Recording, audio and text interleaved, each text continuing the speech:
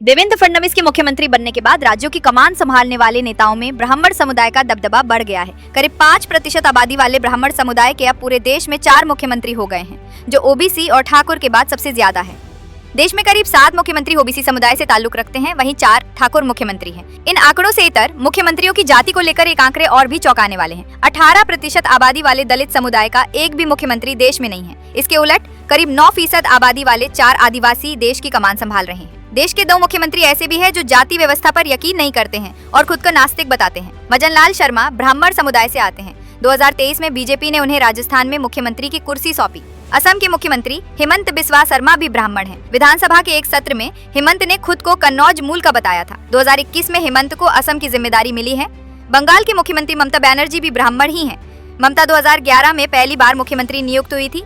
2021 में उन्होंने तीसरी बार ये कुर्सी संभाली थी। अब देवेंद्र फडणवीस के सीएम बनने से ब्राह्मण मुख्यमंत्रियों की संख्या में बढ़ोतरी हो गई है। तेलंगाना के मुख्यमंत्री रेवंत रेड्डी सवर्ण समुदाय से ताल्लुक रखते हैं। रेवंत इस रेड्डी समुदाय से आते हैं। वो तेलंगाना में अपर कास्ट की श्रेणी में शामिल है। तेलंगाना और आंध्र की सियासत में रेड्डी समुदाय का काफी दबदबा है। इसी तरह चंद्रबाबू नायडू कम्मा समुदाय से आते हैं और आंध्र में ये समुदाय जनरल कैटेगरी की श्रेणी में शामिल है।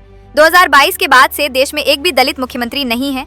2022 में आखिरी बार पंजाब में कांग्रेस ने दलित मुख्यमंत्री बनाया था। उस वक्त चरणजीत सिंह चन्नी को जिम्मेदारी दी गई थी।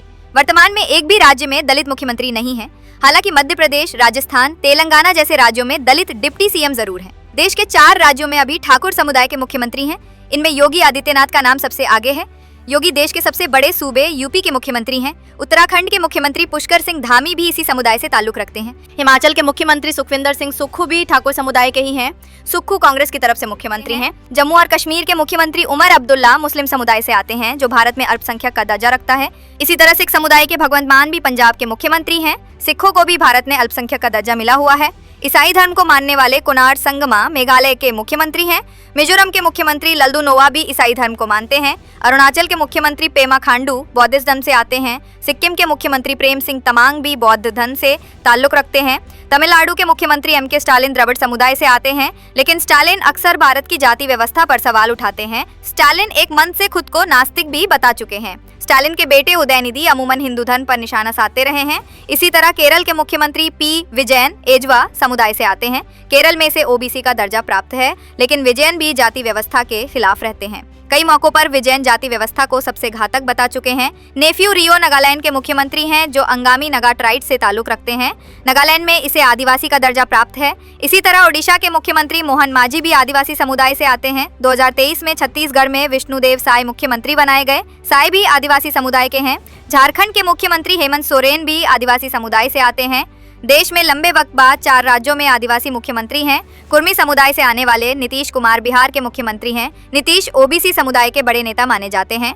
गुजरात के मुख्यमंत्री भूपिंदर पटेल भी ओबीसी समुदाय से आते हैं। वे पटेल समुदाय के नेता हैं। ओबीसी के सैनी समुदाय से आने वाले नायब सिंह सैनी हरियाणा के मुख्यमंत्री हैं। मध्य प्रदेश के मुख्यमंत्री मोहन यादव भी अहीर जाति हैं, जो ओबीसी के अधीन है। इसी तरह पुडुचेरी के मुख्यमंत्री एन रंगास्वामी भी ओबीसी समुदाय से ताल्लुक रखते हैं। वे वनिया जाति से आते हैं। त्रिपुरा के मुख्यमंत्री मानिक साहा भी ओबीसी समुदाय से आते हैं। कर्नाटक के मुख्यमंत्री सिद्धारमैया भी पिछड़े समुदाय से ताल्लुक रखते हैं।